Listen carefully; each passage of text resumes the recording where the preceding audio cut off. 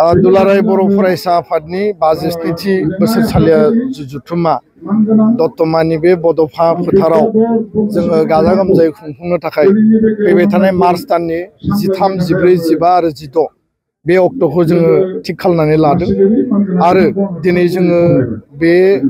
जे मेन पेन्डेल मेन सायनासालिनि गाहाय खुन्थिया गायसननाय हाबाफारिखौ जों मावबाय आरो बे हाबाफारियाव मानगोनां आगुनि एबसुनि आफादगिरि आथिखालनि आसामनि मन्त्रि उरखाव ब्रह्म बिथाङा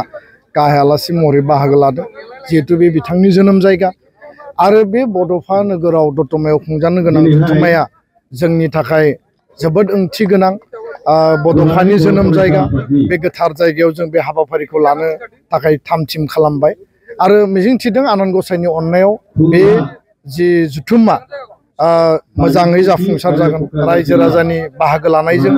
आरो प्राय 6,000नि बारा डेलिगेटफोरखौ जों बेयाव हांख्रायदों जोंनि जिखिनि स्टेट कमिटि दङ जोंहा जिल्ला कमिटि दङ इउनिभार्सिटि आरो कलेज इउनिट कमिटि दङ आनसलिक आरो इउनिट दङ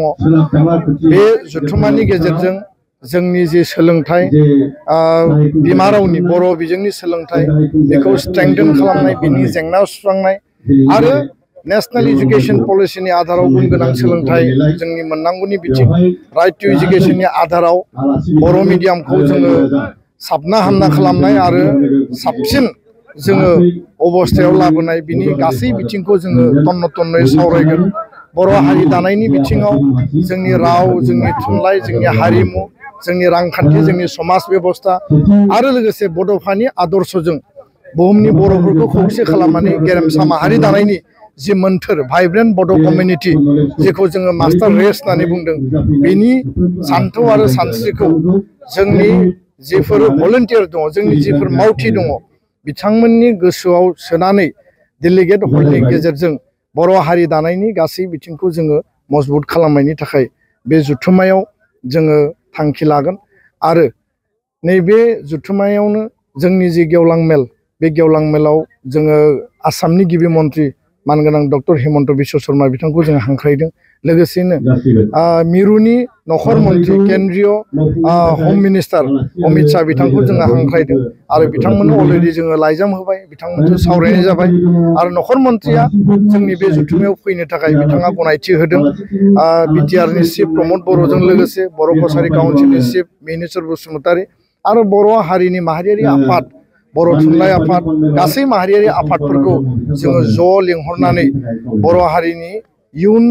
जि मोनसे डेस्टिनेसन टारगेटखौ थिक खालामगोन आरो लोगोसेनो 2020 बे गोजोन गोरोबथानि उनाव जिफोर दफाफोरा जोङो दिनै मोगथाङाव मावफुंबाय आरो जिफोर आद्रा जानानै दङ एनडिपिनि जेंनायानो होन बा बेयाव इनफ्रास्ट्राक्चार डेभेलपमेन्टनि जिखिनि मेटार दङमोन माखासे दिनै फाउन्डेसन ले जाबाय माखासे फाइनान्सियेल एप्रुभेल जाबाय आरो माखासे जाबावनांगौ दङ दा बेखायनो बे जुथुमाया जोंनि थाखाय सिगनिफिकेन्ट 5 बोसोरनि एकर्डनि टाइम फ्रेमाव बड'फानि गोथार जोनोम थावनि बे बड'फा नोगोराव बा बड'फा फोथाराव खुंनाय बे जुथुमा आरो जेराव हम मिनिस्टार बिथाङा माने फैगोन जेराव आसामनि गिबि मन्त्रि बिथाङा फैगोन आरो माखासे रिनन माने देशनि जायफोर माने एकाडेमिशियान जायफोर इन्टेलेक्चुवेल बिथांमोनखौ जोङो हांख्रायगोन आरो मिजिंथिदों जे बयनिबो मददाव बे जुथुमाया मोजाङैनो जाफुंसारगोन गोजोन्थों मोनफ्रोमबो दुलाराय बर' फरायसा आफादनि जि आनसलिक जिल्ला आरो मिरु जोंहा 2 बोसोरनि जि जोंनि संबिजिताव लिरनाय दङ बिनि उनाव जोंहा टार्म मिटिं जायो आरो देग्लाय बे 57 जुथुमाया जिल्ला आफाद आनसलिकफोरा जिहेतु अलरेडि जाखांबाय बे 57 जुथुमाया दुलाराय बर' फरायसा आफादनिया बे टार्म मिटिं सेसन आरो बेखायनो जोंनि डेलिगेट हाउसआव लास्ट डेलिगेट सिटिंआव जोंनि निउ बडि फर्मेशना जागोन आरो गासै डेलिगेटफोरनि मतामतनि गेजेरजों जोङो जेरैबायदि सिगाङाव जोंनि बिबान सोलायनाय आरो गोदान माने कमिटि दानाय हाबाफारिखौ मावफुङो बेयावबो जों बेबायदिनो मावफुंगोन आरो मिजिंथिदों देग्लाय जि कमिटि जागोन बे मजबुत आरो राफोद जागोन आरो इयुनाव हारि दानायनि खामानिखौ मजबुतै रोखायै मावलांगोन गोजोन्थों सोलोंथाइ बोसोर 2025-26 मायथाइनि थाखाय मोनसे फोसावथाय थिथागुरियाव थानाय मानास पाब्लिक स्कुलाव सोलिगासिनो फरायसाफोरनि थाखाय गोदान मुं थिसननाय नार्सारिनिफ्राय लानानै 9 थाखोसिम फरायसाफोरनि थाखाय दासान्दि मुं थिसननाया सोलिगासिनो दं। मानास पाब्लिक स्कुला गुन गोनां सोलोंथाइ होनायजों लोगोसे बेयाव फरायसाफोरनि माखासे खाबुफोरबो दं।